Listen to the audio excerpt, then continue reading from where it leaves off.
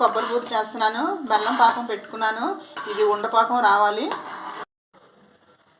ఈ విధంగా ఉండపాకం రావాలి. కొబ్బరి తురుము వేసుకోవాలి. ఇందులోని ఇలాచి పొడి వేసుకోవాలి. తడి బియ్యం పిండి వేసుకోవాలి. ఇందులో స్పూన్ నెయ్యి వేసుకోవాలి.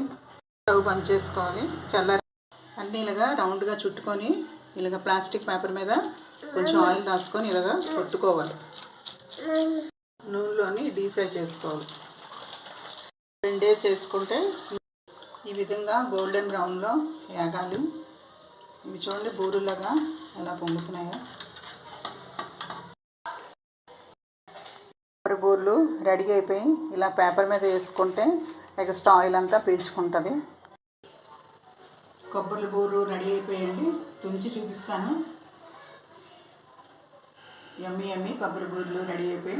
నచ్చితే ఒక లైక్ ఇవ్వండి.